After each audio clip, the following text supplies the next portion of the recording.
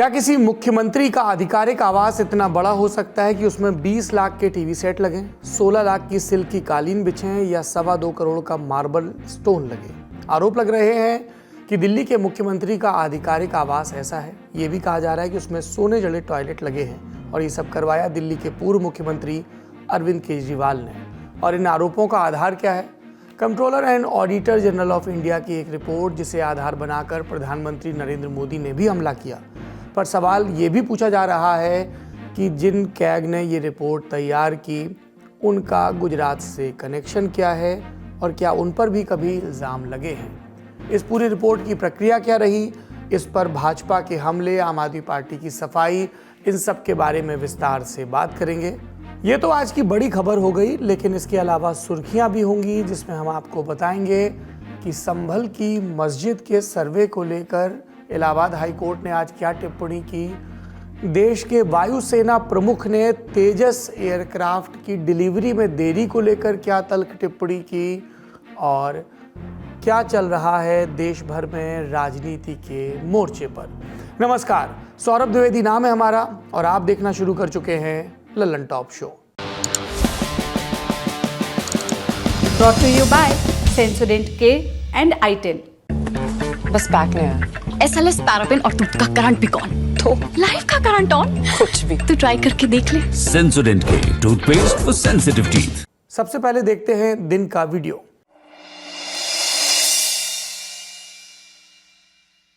ना तो मजगे थाना सस्पेंड हो और ना निगासन हो और ना तुझे 30 लाख रुपए दे। तेरे पे जितने दिन रखना उतने दिन रख ले तू इसे डेड बॉडी को, और हम जा रहे हैं यहाँ से। तेरे पे जो करना है कर लिए। चलो भैया। ले गलत मांगे कुछ नहीं हो पाएगा। जो करना वो कर। 3 दिन 4 दिन 5 दिन सर। वीडियो में भड़कते और एक मृतक के परिजनों को धमकाते नजर आ रहे ये लखीमपुर खीरी के धौरहरा के सीओ पीपी सिंह हैं। मामला इलाके के लालबोझी गांव का है। गांव के पास के एक जंगल में 36 साल के रामचंद्र लकड़ी बीनने गए। इस बीच मंझगई थाने की पुलिस वहां पहुंची और रामचंद्र को अवैध शराब बनाने के आरोप में पकड़ लिया, थाने ले गई। जिसके बाद रामचंद्र की तबीयत बिगड़ी। पुलिस ने उन्हें सामुदायिक स्वास्थ्य केंद्र निघासन में भर्ती कराया, जहां डॉक्टरों ने उन्हें मृत घोषित कर दिया। रामचंद्र के परिवार वालों ने आरोप लगाया कि पुलिस ने थाने में पिटाई की, जिसके चलते मौत हो गई। इसके बाद गांव में जमकर हंगामा।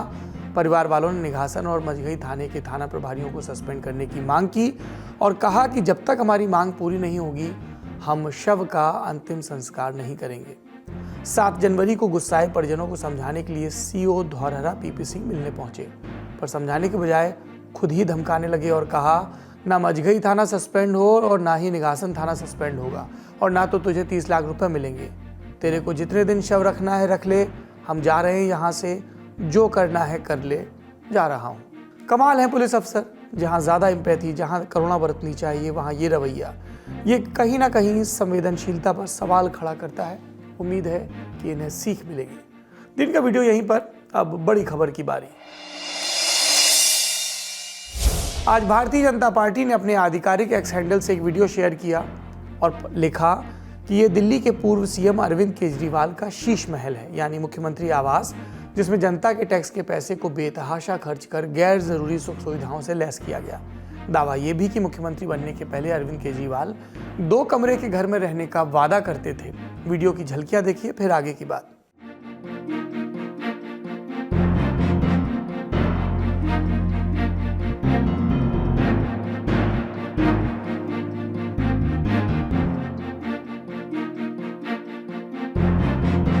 इसमें स्वर्ण मंडित टॉयलेट सीट जैसे दावे भी हैं। अब इस मुद्दे पर आम आदमी पार्टी बचाव की तैयारी में है और इसके लिए उसने कूच किया उसी मुख्यमंत्री आवास की ओर, जिसके शीश महल होने के दावे किए जा रहे हैं। जब आम आदमी पार्टी के नेता यहां पहुंचे तो दिल्ली पुलिस से उनका सामना हुआ और रास्ता रुका, अंदर नहीं जाने दिया गया।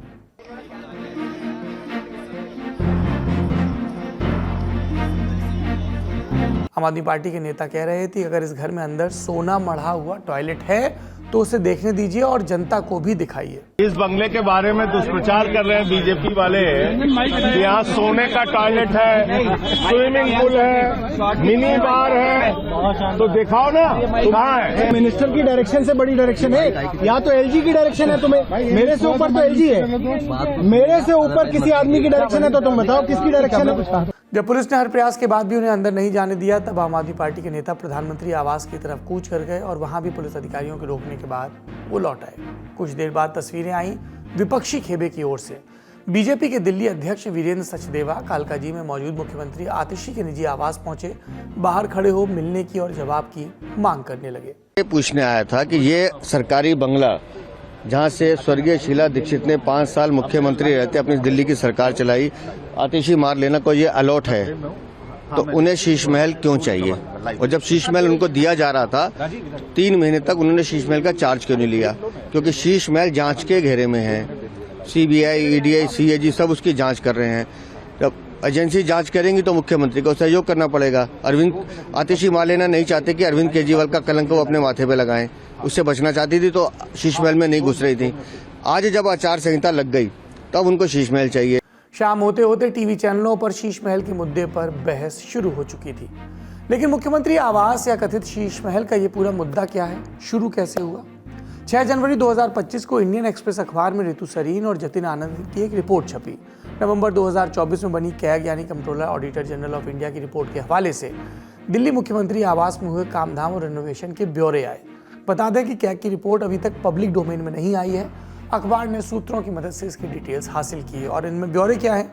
दिल्ली के फ्लैग स्टाफ रोड पर मौजूद बंगला नंबर 6, इसे दिल्ली के मुख्यमंत्री का आधिकारिक आवास कहा जाता है। साल 1942 में इस बंगले का निर्माण कराया गया था। साल 2015 में अरविंद केजरीवाल जब दूसरी बार दिल्ली के मुख्यमंत्री चुने गए तो वो अपने परिवार के साथ इसमें शिफ्ट हो गए। साल 2020 बंगले की छत की रिपेयर का काम किया गया, लेकिन अखबार की एक अन्य रिपोर्ट बताती है कि एक दिन एक बाथरूम की छत गिर गई। इसके बाद बंगले का एक सेफ्टी ऑडिट हुआ। मार्च 2020 में दिल्ली के तत्कालीन पीडब्ल्यूडी मंत्री सत्येंद्र जैन ने इस बंगले की रीमॉडलिंग का प्रस्ताव दिया और कहा एक और अतिरिक्त फ्लोर बनाया जाना जरूरी है। फिर जुलाई 2020 में अरविंद केजरीवाल सरकार ने बंगले की रेनोवेशन का प्लान बनाया। रिपोर्ट में कहा गया कि रिपेयर मुश्किल था क्योंकि बिल्डिंग की दीवारें पुरानी हो गई थी और उन पर फिर से कोई निर्माण नहीं करवाया जा सकता था। शुरुआती प्लान में अनुमानित लागत 7.91 करोड़ रुपए आई, पर यह प्लानिंग की बात थी। जब रेनोवेशन के लिए इसी साल सितंबर के महीने में पीडब्ल्यूडी को काम सौंपा गया तो इसकी अनुमानित लागत रिवाइज हुई। नई लागत बनी 8.62 करोड़ और जून 2022 में जब पीडब्ल्यूडी ने काम खत्म किया तब तक रेनोवेशन का कुल खर्च 33.66 करोड़ का हो चुका था, यानी 33 करोड़ 66 लाख रुपए का। यानी अनुमान और असत लागत के बीच 25 करोड़ 4 लाख रुपए का अंतर था। इंडियन एक्सप्रेस की रिपोर्ट के मुताबिक इस कुल खर्च का 18.88 करोड़ आर्टिस्टिक, एंटीक और हाई क्वालिटी की सजावटी चीज़ों पर खर्च किया गया और ऐसी सारी चीज़ों को पीडब्ल्यूडी ने अपने खाते में एक्स्ट्रा आइटम्स मार्क करके रखा।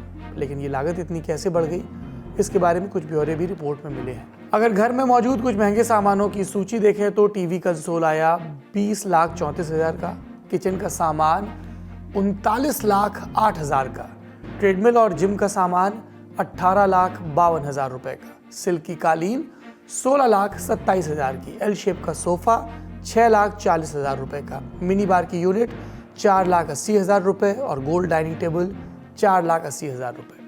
इसके अलावा कुछ और चीज़ों का जिक्र है जिन्हें निर्माण के समय बदला गया और लागत में बढ़ोतरी आई। जैसे पीतल के हैंडल्स को स्टेनलेस स्टील के हैंडल से रिप्लेस किया गया, लागत बढ़ी 5,12,000। दीवारों पर लगने वाली टाइल्स को मार्बल से रिप्लेस किया गया, लागत बढ़ी 46 लाख। 10 वाट की एलईडी लाइट्स को 12 वाट की स्मार्ट एलईडी लाइट से बदला गया और 45,72,000 की लागत बढ़ गई। जिन एक्स्ट्रा आइटम्स का जिक्र हमने कुछ देर पहले किया वो भी रिपोर्ट में जगह पाते हैं। इनमें 198 सिविल एक्स्ट्रा आइटम और 40 इलेक्ट्रिकल एक्स्ट्रा आइटम थे। इसमें क्या शामिल था? लिफ्ट और स्लाइडिंग डोर, कीमत 61,13,000। 3 फ्लोर पर बने मॉडुलर किचन, कीमत 68,75,000। क्लास ए का वाइट पर्ल मार्बल स्टोन, कीमत 2 करोड़ 21 लाख। 4 कमरों में ग्लास के स्नानघर और दरवाजे, कीमत 2,87,000। पूरे घर का इंटीरियर वर्क, कीमत 3 करोड़ 51 लाख।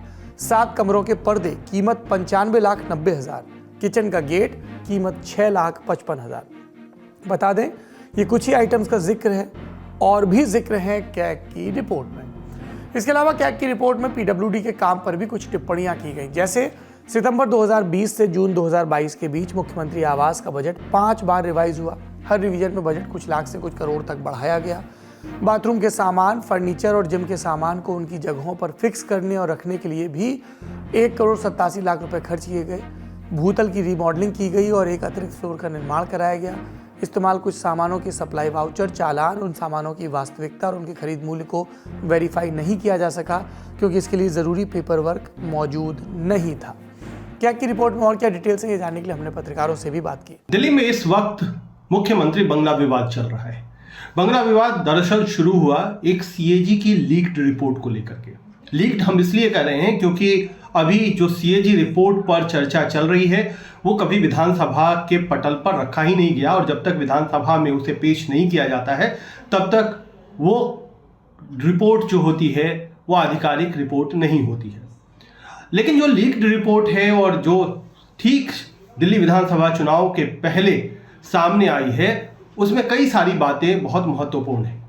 महत्वपूर्ण ये हैं कि जब ये सीएम का बंगला जो पहले अरविंद केजरीवाल जिस निवास में रहते थे 6 फ्लैग स्टाफ रोड, उसको जब बनाने का काम शुरू हुआ तो जो एस्टिमेटेड कॉस्ट था यानी अनुमानित लागत थी उससे लगभग 13% ज़्यादा पर ये काम शुरू किया गया। लगभग 8 करोड़ से ज़्यादा का जो उस पर कॉस्ट आया वो शुरुआत की लागत थी, जो कि अनुमानित लागत से लगभग 13% ज़्यादा थी।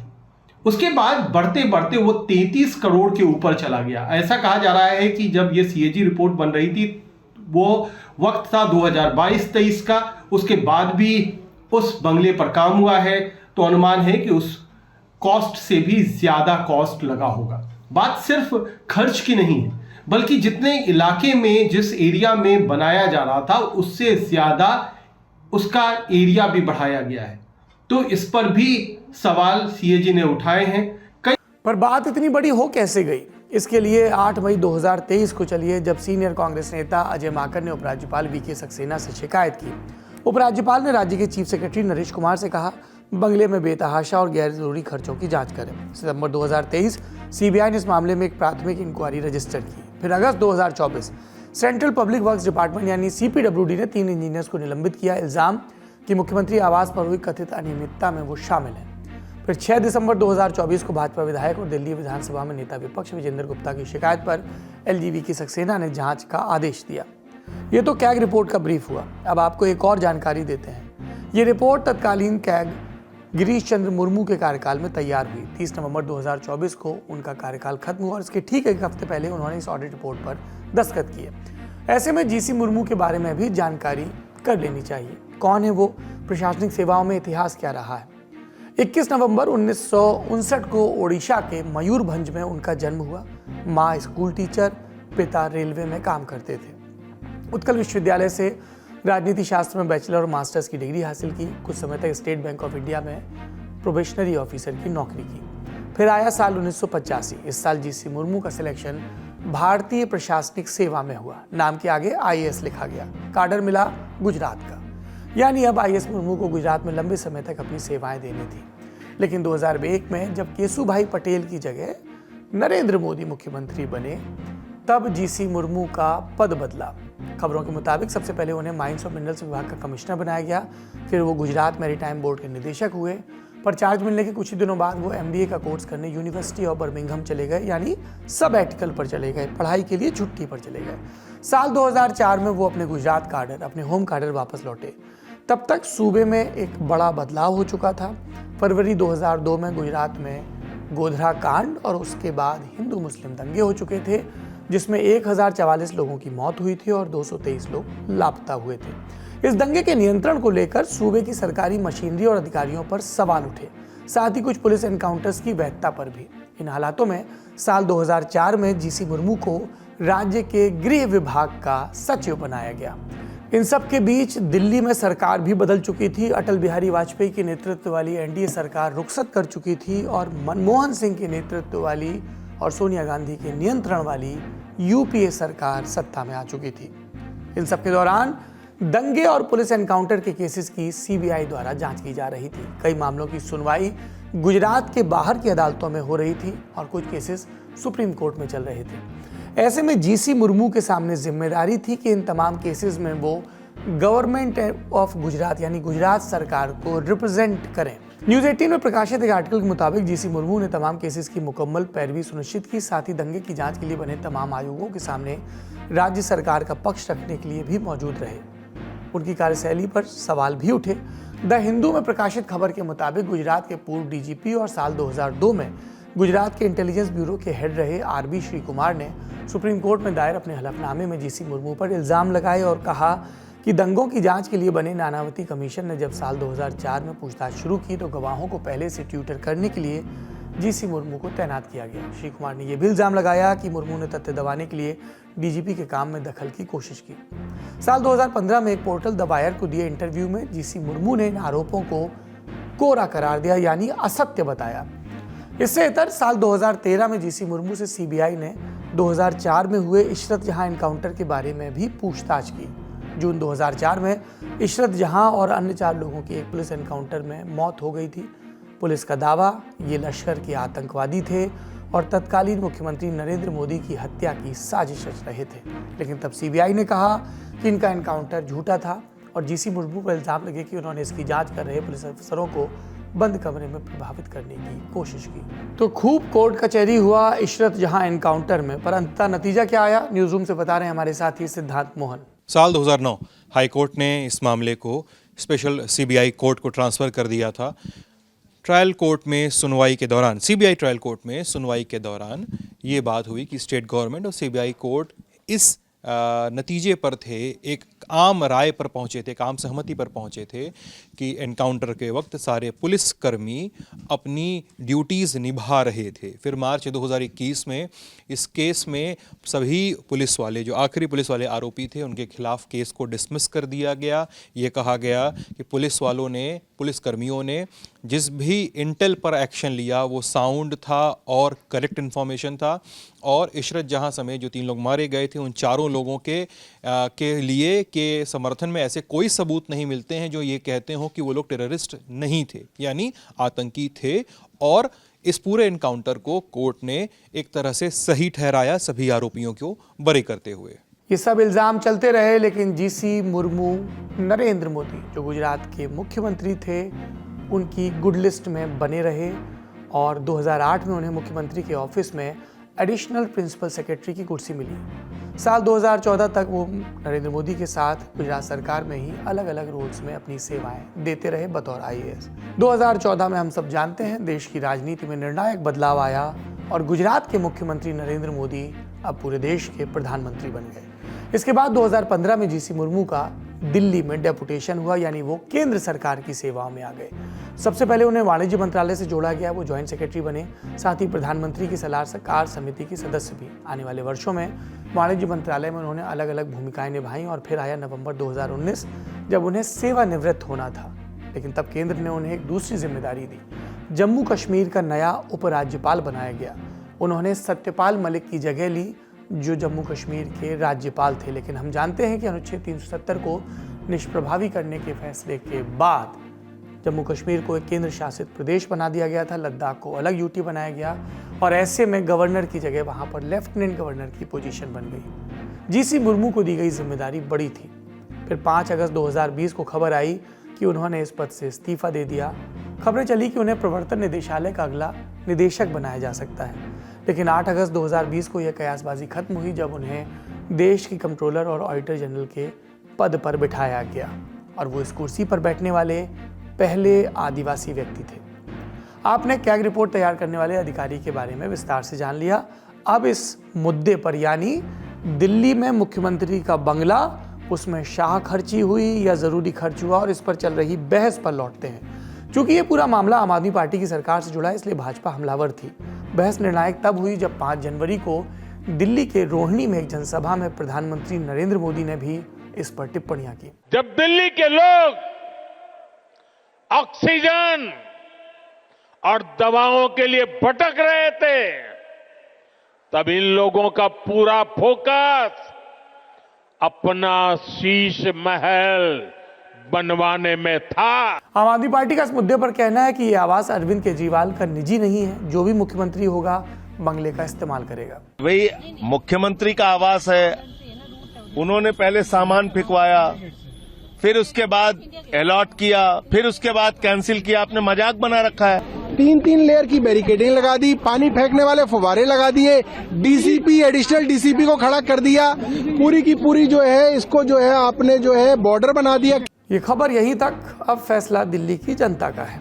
रुक करते हैं सुर्खियों का।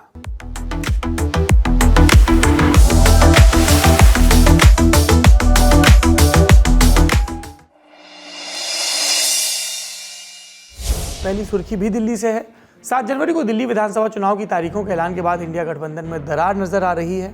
5 फरवरी को होने वाली वोटिंग, इससे पहले समाजवादी पार्टी और तृणमूल कांग्रेस ने चुनाव में आम आदमी पार्टी का समर्थन करने का ऐलान किया, यानी कांग्रेस से किनारा कर लिया दिल्ली में।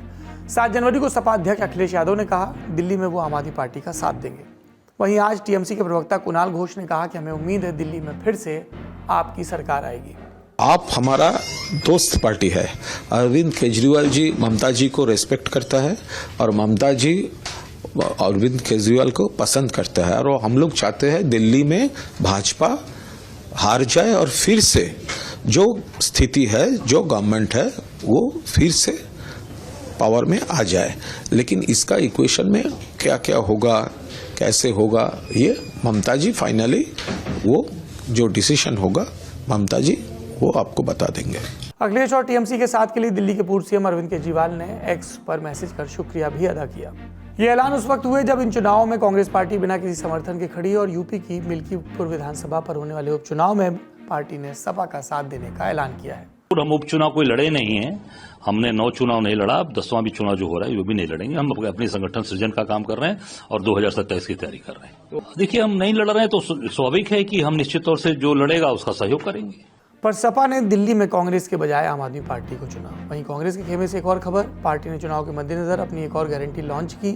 दिल्ली वासियों के लिए जीवन रक्षा योजना की बात कही। कहा अगर उनकी सरकार बनती है तो सभी नागरिकों को 25 लाख का हेल्थ इंश्योरेंस मिलेगा, यानी इतने तक का इलाज फ्री होगा। इससे पहले 6 जनवरी को कांग्रेस ने महिलाओं के लिए एक ऐलान किया था। प्यारी दीदी योजना शुरू करने की बात कही थी और कहा कि हम हर महीने 2500 रुपये देंगे। इससे पहले आम आदमी पार्टी भी 2100 रुपये देने का वादा कर चुकी है। अगली सुर्खी, आज 8 जनवरी को केंद्र सरकार के one nation one election bill पर विचार के लिए संयुक्त संसदीय समिति यानी जेपीसी की पहली बैठक हुई। इसकी अध्यक्षता की पीपी चौधरी ने। मीटिंग में बीजेपी से बांसुरी स्वराज, कांग्रेस से प्रियंका गांधी वाड्रा, आम आदमी पार्टी से संजय सिंह, जेडीयू से संजय झा, शिवसेना शिंदे गुट से श्रीकांत शिंदे, टीएमसी से कल्याण बनर्जी जैसे नेता शामिल थे। इन तमाम सदस्यों की लिस्ट आप स्क्रीन पर भी देख सकते हैं। सबका ध्यान खींचा बीजेपी सांसद संबित पात्रा, जो एक बड़ा सूटकेस लेकर पहुंचे। इसमें इस बिल पर जेपीसी को कानून मंत्रालय के दिए 18,000 पेजेस के दस्तावेज थे। मीटिंग में कानून मंत्रालय ने इनका प्रेजेंटेशन भी दिया। आज की मीटिंग से पहले जेपीसी अध्यक्ष पीपी चौधरी ने क्या कहा, सुनते हैं। और डिफरेंट स्टेक होल्डर्स हर सोसाइटी के हर पार्ट में, चाहे जुडिशरी से हो, चाहे लीगल फैटर्निटी से हो, चाहे इंडस्ट्री से हो, चाहे सिविल सोसाइटी से हो, चाहे इलेक्शन कमीशन हो, चाहे गवर्नेंस बॉडीज हो, तो सारे से जो भी हैं, बहुत लिस्ट लंबी होगी इसमें, हम सारों से उनसे इनपुट लेंगे, क्या ओपिनियन है। हम अपनी ओपिनियन जो है उसको उनकी ओपिनियन आने के बाद में हम बैठ कर करके उसको डेलिब्रेट करेंगे, डिस्कस करेंगे, और डिस्कस करेंगे हम ओपन माइंड से करेंगे, और उसमें कोशिश ये करेंगे कि नेशनल इंटरेस्ट में कंसेंसस को अराइव करें। मीटिंग में और मीटिंग के बाद पार्टियों के नेताओं के बयान भी आए, वो भी सुन लेते हैं। नियम ऐसा है कि जो बातें जेपीसी में चर्चा होगी वो पार्लियामेंट में जब तक रिपोर्ट नहीं आएगी तब तक हम उस बात को कोई सार्वजनिक नहीं कर सकते। हालांकि अपनी पार्टी की ओर से हम जरूर कह सकते हैं, जिसको हमने इंट्रोडक्शन के समय भी सदन में कहा था पार्टी की ओर से, हम लोग इस पक्ष में नहीं हैं। इसी वर्ष की बात करें तो अभी मार्च, अप्रैल, मई और आधा जून चला गया केंद्र के चुनाव में, फिर सितंबर, अक्टूबर चला गया हरियाणा में, उसके पश्चात महाराष्ट्र का चुनाव, झारखंड का चुनाव, अभी दिल्ली का चुनाव। प्रति 3 महीने चुनाव होने से पूरे देश की पूरी कार्यप्रणाली अस्थिर हो जाती है। इसलिए यह एक बहुत ही अच्छा निर्णय महामहिम पूर्व राष्ट्रपति रामनाथ कोविंद जी के नेतृत्व में लिया गया था, और मुझे लगता है कि देशवासियों को पूर्व राष्ट्रपति जी के कमेटी के द्वारा इस निर्णय को बहुत खुले दिल से लेना चाहिए। तेजस के मामले पर वायुसेना प्रमुख की टिप्पणी समेत दूसरी सुर्खियों के लिए रुख करते हैं न्यूज रूम का। ये सुर्खी है तेजस एयरक्राफ्ट्स को लेकर chief of air staff air chief marshal AP Singh ने 21वें सुब्रतो मुखर्जी सेमिनार में कल भाषण दिया 7 जनवरी को। विषय था आत्मनिर्भरता इन एरोस्पेस वे अहेड। और उन्होंने एक बात फ्लैग की तेजस एयरक्राफ्ट्स को लेकर, कहा कि जो रिसर्च एंड डेवलपमेंट है यानी R&D ये it's loses its relevance if it's not able to meet the timeline. यदि अगर टाइमलाइन नहीं मीट होगी, सही समय पर डिलीवरी नहीं होगी तो इसका रिलेवेंस ख़त्म हो जाता है। उन्होंने एक एग्जाम्पल से इसे समझाया भी। तेजस एयरक्राफ्ट को लेकर खासकर कहा कि तेजस एयरक्राफ्ट को साल 2016 में इंडक्ट करना शुरू किया गया था, लेकिन हमें साल 1984 में जाना चाहिए जब इस प्रोजेक्ट को कंसीव किया गया था। एयरक्राफ्ट तब से लेकर 17 साल का वक्फा बीतने के बाद साल 2001 में फ्लाई करता है और इंडक्शन जो है उसके भी 16 साल बाद होता है साल 2016 में। और आज हम 2024 में खड़े हैं और हम यानी इंडियन एयरफोर्स, हमें पहले 40 एयरक्राफ्ट जो मिलने थे वो भी अभी तक नहीं मिले। ये हमारी प्रोडक्शन कैपेबिलिटी है और इन्होंने कहा कि हमें इसके बारे में कुछ करने की ज़रूरत है। I am very convinced that we need to have competition, we need to have multiple sources available so that people are wary of losing their orders, otherwise things won't change. यानी चीज़ों को बदलाव में लाने की ज़रूरत है, उनको क्रियान्वित करने की, चीज़ों को और थोड़ा तेज़ करने की ज़रूरत है ताकि चीज़ों का रिलेवेंस खत्म ना हो। एक और सुर्खी है जो संभल से जुड़ी हुई है। संभल की ज़िला अदालत में चल रही कार्रवाई को लेकर आज इलाहाबाद हाई कोर्ट ने रोक लगाई है। हरिहर मंदिर का जो मुद्दा था और जामा मस्जिद में हरिहर मंदिर होने का जो दावा था, इसको लेकर इलाहाबाद हाई कोर्ट में जो मस्जिद की इंतजामिया कमेटी थी उन्होंने एक याचिका दायर की थी कि सारी कार्रवाइयों को रोका जाए, जिस पर सुनवाई करते हुए कोर्ट ने आज रोक लगाई और सभी पक्षकारों को हाई कोर्ट में अपनी अपील दायर करने, एफिडेविट जमा करने और हाई कोर्ट के सवालों का जवाब देने का 4 हफ्तों का वक्त दिया है, जिसके बाद सुनवाई रिज्यूम हाई कोर्ट में ही होगी। आज का लंदन टॉप शो यही समाप्त होता है। अपना और अपनों का ख्याल रखिए। शुभ रात्रि।